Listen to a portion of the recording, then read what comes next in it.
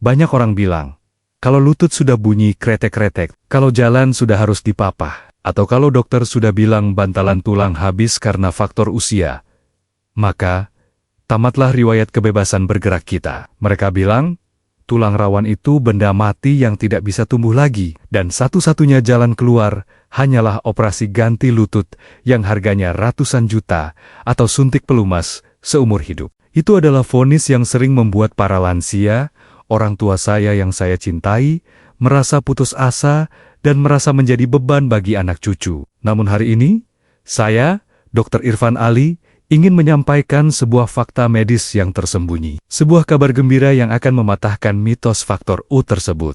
Ternyata, Tuhan telah menyimpan rahasia regenerasi tulang rawan dan pelumas lutut alami pada sesuatu yang sangat murah. Sering kita buang, atau hanya kita anggap sebagai makanan pinggiran. Kombinasi ajaib antara kolagen murni dari ceker ayam dan kekuatan anti peradangan dari minyak zaitun. Assalamualaikum warahmatullahi wabarakatuh. Salam sejahtera, salam sehat, dan salam penuh kasih sayang untuk Bapak Ibu semua. Para orang tua saya, sobat sehat penyakit dalam, dimanapun Bapak Ibu berada saat ini. Hati saya rasanya hangat sekali. Penuh sukacita bisa kembali menyapa wajah-wajah penuh semangat.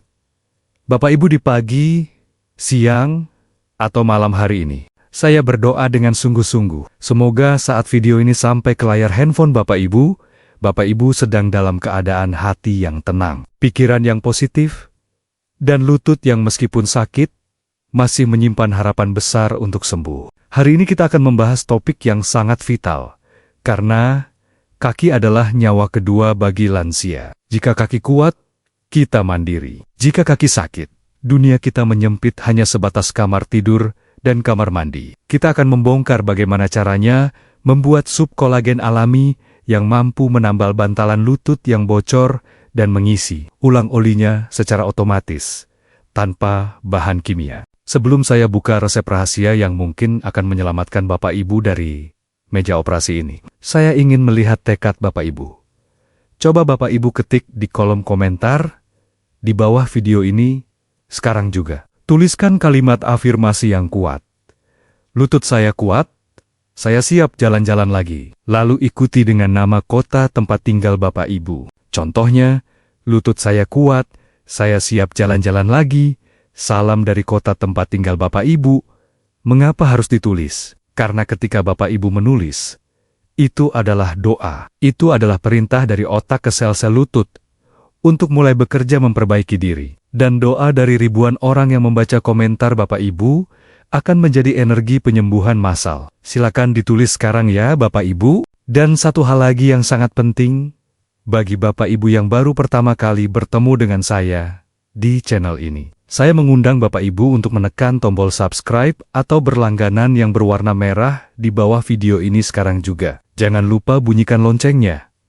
Mengapa? Agar Bapak Ibu tidak ketinggalan satu pun resep rahasia kesehatan yang saya bagikan khusus untuk usia emas. Mari kita tua bersama dengan sehat dan bahagia. Tanpa berlama-lama lagi, saya sarankan Bapak Ibu sekarang mencari posisi duduk yang paling nyaman. Luruskan kaki agar tidak kaku. Siapkan segelas air putih hangat atau teh herbal hangat. Dan mungkin sedikit camilan sehat seperti rebusan kacang atau buah potong di samping Bapak Ibu. Anggaplah kita sedang duduk berdua di ruang tamu.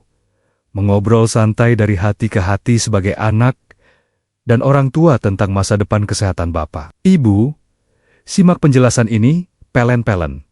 Jangan terburu-buru. Karena setiap kalimat yang saya ucapkan mengandung kunci kesembuhan yang Bapak Ibu cari selama ini. Mari kita mulai dengan memahami apa yang sebenarnya terjadi di dalam tempurung lutut Bapak Ibu.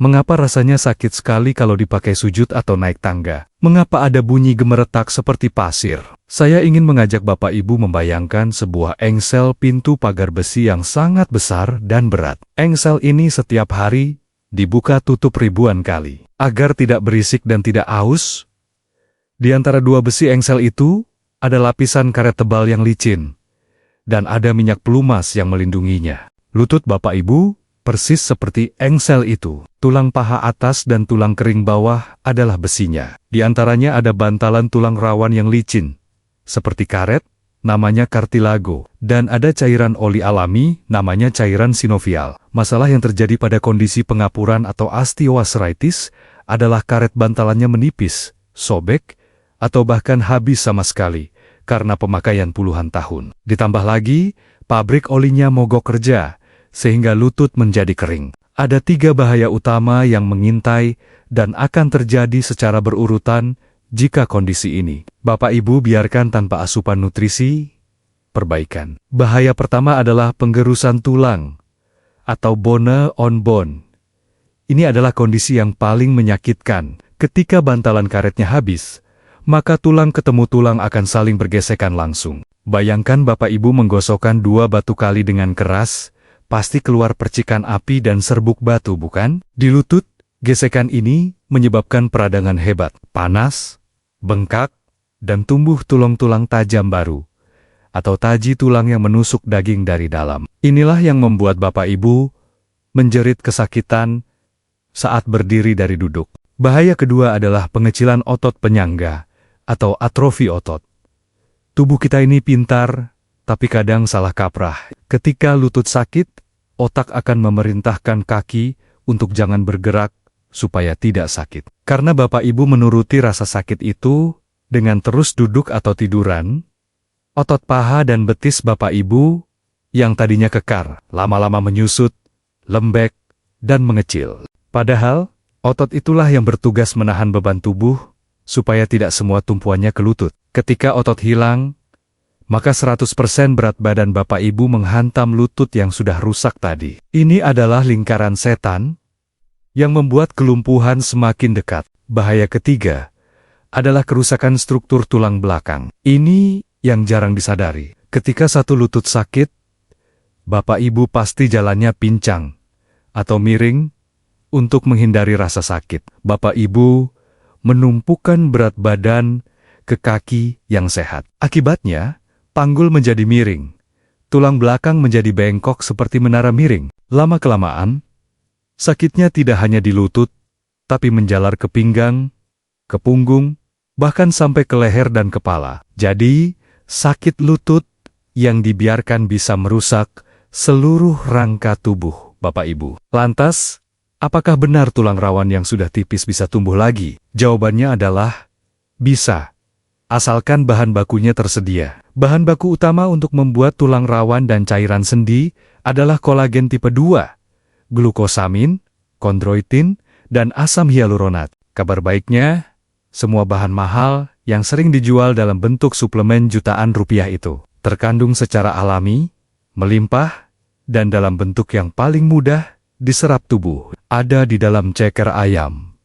Sedangkan minyak zaitun berfungsi sebagai pelumas dan antiinflamasi alami yang memadamkan api peradangan di dalam sendi. Sekarang, mohon disimak dengan sangat teliti. Bila perlu dicatat langkah demi langkahnya. Kita akan membuat apa yang saya sebut sebagai sup gelatin lutut baja. Ini bukan sekadar sup ceker biasa, tapi ini adalah ekstrak obat. Cara masaknya berbeda dengan masakan warung Padang. Langkah pertama, pemilihan dan pembersihan bahan. Siapkan setengah kilogram atau 500 gram ceker ayam. Usahakan cari ceker ayam kampung jika ada, karena kolagennya lebih padat dan bebas hormon suntikan. Tapi kalau tidak ada, ceker ayam negeri pun tak apa asalkan bersih. Potong kuku-kukunya sampai bersih. Kuliti kulit ari kuning yang keras itu. Cuci bersih di bawah air mengalir. Gosok sela-sela jarinya dengan garam kasar dan air jeruk nipis untuk menghilangkan lendir kotor dan bau amisnya. Bilas lagi sampai kesat. Langkah kedua, teknik ekstraksi kolagen. Ini rahasianya. Kita tidak sedang memasak untuk kenyang, tapi untuk mengambil sarinya. Masukkan ceker ke dalam panci. Lebih bagus pakai panci presto pressure cooker atau slow cooker tanah liat. Tambahkan air bersih sekitar 1,5 sampai 2 liter. Masukkan bumbu dapur sederhana seperti jahe geprek, bawang putih, dan sedikit merica agar hangat di perut. Jangan pakai penyedap rasa buatan atau MSG. Langkah ketiga, proses memasak. Jika menggunakan panci biasa, rebuslah dengan api yang sangat kecil, api lilin, selama minimal 4-6 jam. Ya, Bapak Ibu tidak salah dengar. Kita butuh waktu lama slow cooking agar jaringan ikat, tendon, dan tulang muda di ceker itu luluh lantak dan melepaskan gelatinnya ke dalam air kuah. Jangan biarkan airnya habis, tambahkan sedikit demi sedikit jika menyusut. Jika pakai presto, cukup 1 jam dengan api kecil. Tandanya sudah jadi adalah ceker itu sudah sangat empuk sampai tulangnya bisa diemut lepas. Dan kuahnya menjadi kental, lengket di bibir. Jika didinginkan di kulkas, kuah ini akan berubah menjadi agar-agar atau jelly.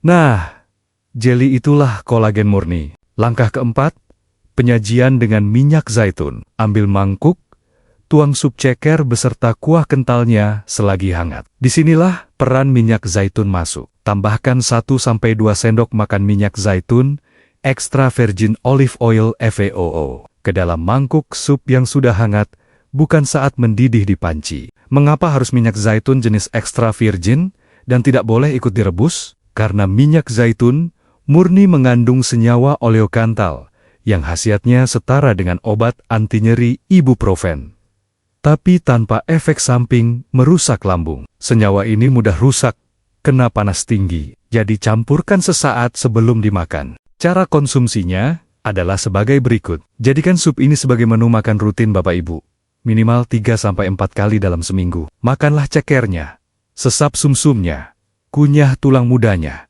dan habiskan kuah kentalnya. Waktu terbaik adalah saat makan siang atau makan malam.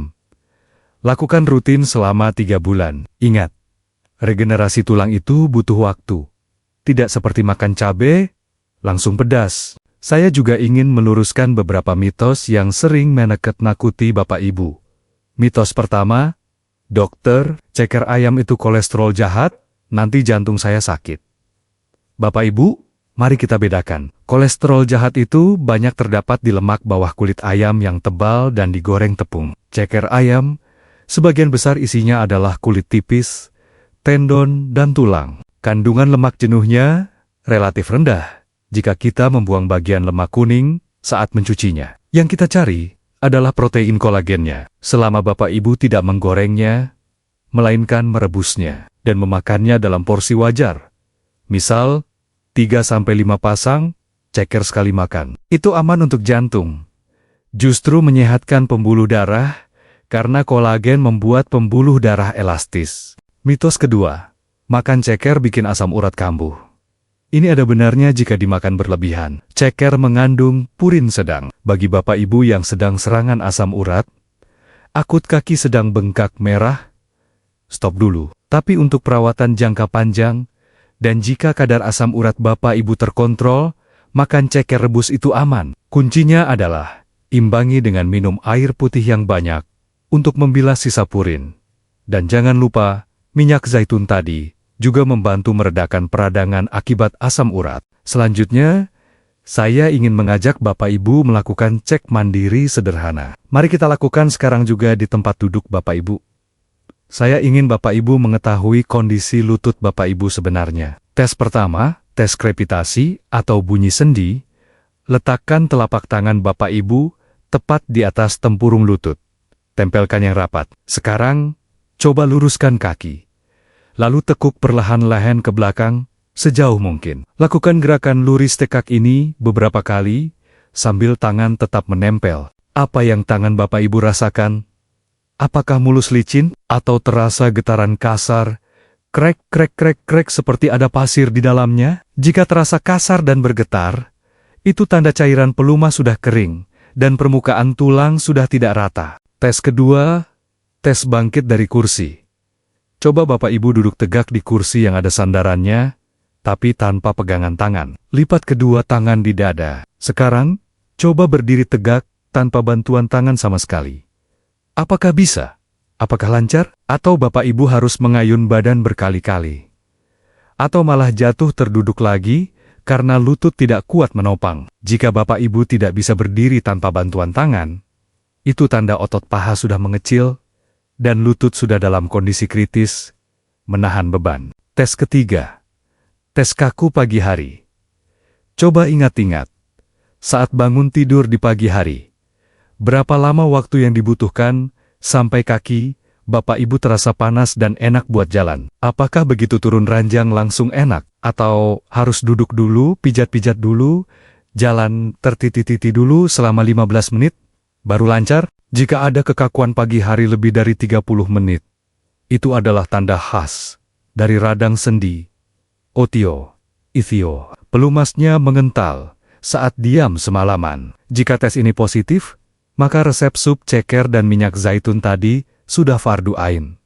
Wajib hukumnya untuk dicoba. Saya teringat kisah salah satu pasien saya yang sangat menyentuh hati, Ibu Sartika, usia 68 tahun. Ibu Sartika dulunya adalah wanita yang sangat aktif, hobi berkebun, dan senam pagi. Tapi sejak 3 tahun lalu, lutut kanannya divonis osteoarthritis grade ketiga.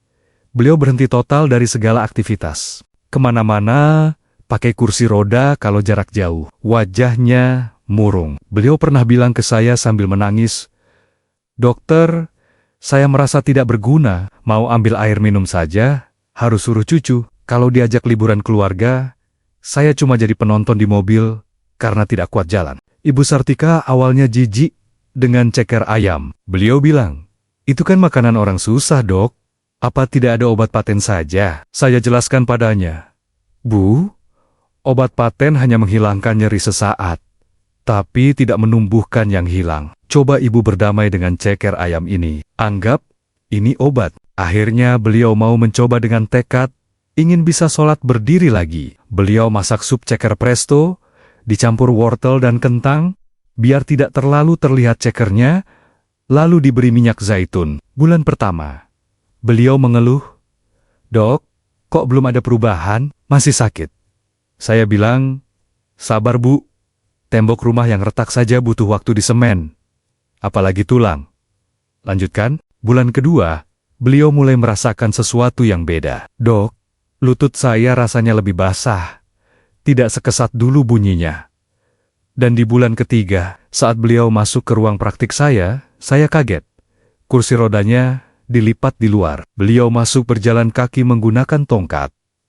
Dengan senyum yang merkah lebar. Beliau cerita, "Dokter, kemarin saya sudah bisa jalan ke masjid di depan rumah tanpa berhenti-henti, dan saya sudah mulai menyiram tanaman lagi di teras." Melihat kebahagiaan Ibu Sartika, saya semakin yakin bahwa tubuh kita ini ajaib. Kesalahan fatal Ibu Sartika dulu adalah beliau menyerah dan berhenti bergerak, serta terlalu mengandalkan obat anti nyeri tanpa memberi nutrisi pada tulangnya. Jangan sampai Bapak Ibu terlambat seperti itu. Mulailah menabung kolagen di lutut Bapak Ibu mulai hari ini. Mungkin sekarang, di benak Bapak Ibu muncul berbagai pertanyaan praktis. Mari kita bahas dalam sesi tanya-jawab imajiner ini. Saya akan menjawab keraguan yang paling sering ditanyakan pasien saya. Namun sebelum itu, bagi yang belum subscribe, silakan tekan tombolnya sekarang ya, agar kita terus terhubung dalam kebaikan. Pertanyaan pertama, "Dokter, saya tidak suka ceker. Geli melihat bentuknya. Apakah bisa diganti bagian lain?" Jawabannya, bisa, tapi khasiatnya sedikit berbeda. Alternatif terbaik kedua adalah kulit sapi atau kikil, atau tulang rawan sapi, tulang muda. Itu juga kaya kolagen atau sayap ayam bagian ujung. Tapi ceker tetaplah juara satunya, karena komposisi tulang rawan dan kulitnya paling seimbang. Kalau geli melihat bentuknya, Bapak Ibu bisa memblendernya setelah matang menjadi jus sup kental, atau dicincang halus dan dicampur ke dalam bubur. Yang penting, zatnya masuk, tidak peduli bentuknya. Pertanyaan kedua, "Dokter, apakah resep ini bisa untuk osteoporosis tulang keropos juga?" Jawabannya, sangat bisa. Kolagen itu ibarat kerangka besi pada bangunan korcoran, sedangkan kalsium adalah semennya. Tulang keropos butuh keduanya. Sup ceker memberikan kerangka kolagen yang kuat, agar kalsium dari makanan lain bisa menempel dan mengeraskan tulang. Jadi, ini paket lengkap untuk sendi dan tulang keras. Pertanyaan ketiga, bolehkah saya ganti minyak zaitun dengan minyak kelapa atau minyak goreng biasa? Jawabannya, Untuk fungsi pelumas mungkin sedikit membantu, tapi untuk fungsi anti peradangan, minyak zaitun extra virgin adalah rajanya. Dia mengandung polifenol yang spesifik untuk meredakan nyeri sendi. Minyak goreng sawit biasa justru mengandung omega-6 tinggi yang bisa memicu peradangan makin parah. Jadi, untuk obat, berkorbanlah sedikit membeli minyak zaitun yang berkualitas baik. Botol kecil saja cukup, karena pakainya cuma sesendok demi sesendok. Bapak Ibu Sobat Sehat yang saya muliakan, tak terasa kita sudah berbincang panjang lebar. Pesan moral yang ingin saya tanamkan hari ini adalah Tuhan tidak menciptakan tubuh manusia untuk menjadi rongsokan di hari tua tanpa menyediakan bengkelnya. Bengkel itu ada di alam, ada di makanan kita sehari-hari. Jangan mudah percaya vonis tidak bisa sembuh karena tua. Tua itu pasti, tapi sakit dan tidak bisa jalan itu pilihan. Pilihlah untuk berikhtiar. Pilihlah untuk memberi makan lutut Bapak Ibu dengan nutrisi yang dia butuhkan. Tanpa berlama-lama lagi, jika Bapak Ibu merasa video ini memberikan harapan baru, jika Bapak Ibu merasa informasi ini terlalu berharga untuk disimpan sendiri, saya mohon dengan sangat, bagikanlah video ini. Tekan tombol share, kirimkan ke grup WhatsApp keluarga, grup pengajian, atau teman-teman masa kecil Bapak Ibu. Bayangkan senyum teman Bapak Ibu yang mungkin saat ini sedang menangis menahan sakit lutut, lalu sembuh karena resep ceker yang Bapak Ibu bagikan. Itu adalah sedekah jariah yang pahalanya akan menopang Bapak Ibu di akhirat nanti. Mari kita tutup perjumpaan kita dengan menundukkan kepala sejenak, memohon kekuatan kepada Sang Maha Kuat. Ya Allah, Tuhan yang Maha Perkasa, yang menegakkan langit tanpa tiang, kami memohon kepodimu, kuatkanlah kaki-kaki kami, tegakkanlah lutut kami, berikanlah cairan kehidupan pada sendi-sendi kami yang kering. Izinkanlah kami menggunakan kaki ini untuk melangkah ke tempat ibadah-Mu, untuk mengunjungi saudara-saudara kami, dan untuk mandiri mengurus diri kami sendiri sampai akhir hayat. Jauhkanlah kami dari rasa sakit yang melalaikan. Amin. Amin ya Robbal Alamin. Terima kasih yang tak terhingga atas perhatian Bapak Ibu. Saya Dr. Irfan Ali, mohon maaf jika ada kekurangan. Sampai jumpa di video edukasi berikutnya. Tetap semangat, tetap bergerak, dan salam lutut baja. Wassalamualaikum warahmatullahi wabarakatuh.